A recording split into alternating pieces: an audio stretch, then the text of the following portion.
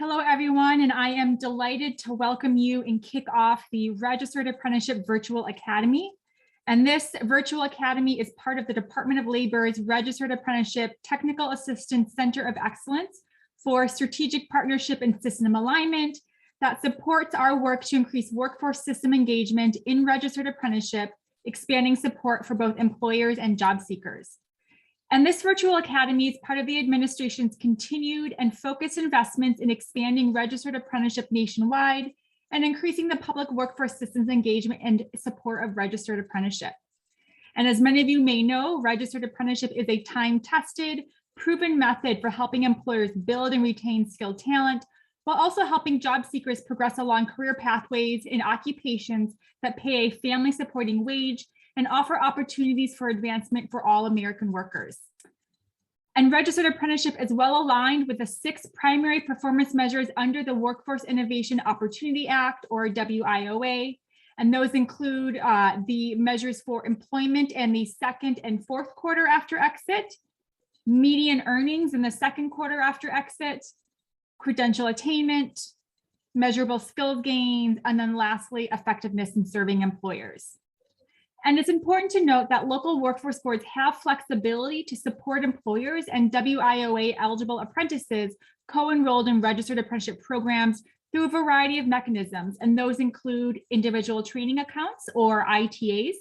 And those can be used to pay costs associated with training and classroom instruction that is a required component of registered apprenticeship.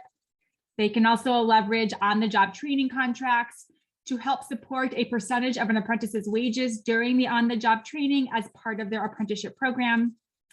And then there's also incumbent worker training, and this can help defray costs for upskilling current workers through an apprenticeship program. There's also supportive services, and these can be used to help support an apprentice while enrolled in a program to successfully complete. There's also youth occupational skills training, which can support provision of youth registered apprenticeship programs to individuals 16 to 24. And then lastly, there's contracted classes for training cohort instruction. And this is where a local board can contract with eligible training providers to provide cohort-based instruction for a group of WIOA eligible apprentices who are working in the same occupation or sector across employers or sponsors.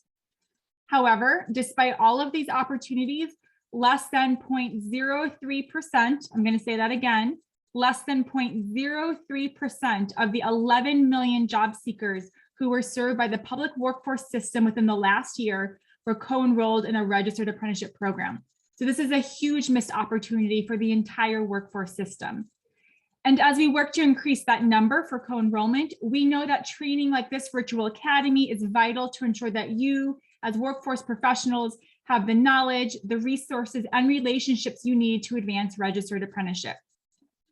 And we expect that as you lead work at the local, the regional, and the state level to help advance registered apprenticeship, your efforts will drive an increased engagement by apprenticeship program sponsors to leverage WIOA funding and services through local boards, as well as resources from other workforce system entities and programs.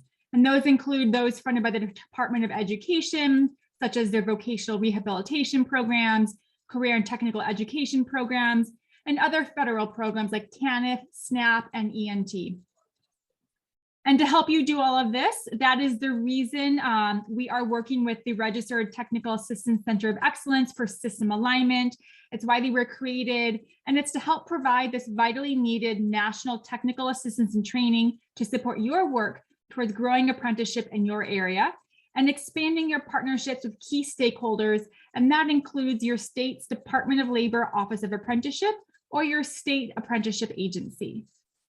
And over time, we anticipate that your work will help to significantly grow the number of individuals co-enrolled in WIOA and registered apprenticeship. You'll help expand workforce support for apprenticeship program sponsors and build stronger skilled talent pipelines for employers in key occupations. So I want to say thank you in advance for participating in this virtual academy over the next few days.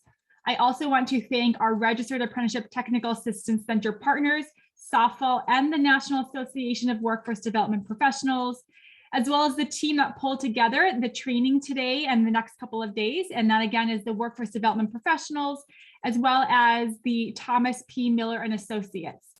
And please continue, I encourage you to continue to engage with the National Association of Workforce Development Professionals, as well as SOFL partners in their work leading this Technical Assistance Center of Excellence.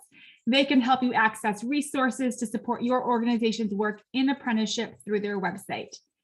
Thank you again, and I hope you enjoy the Registered Apprenticeship Virtual Academy.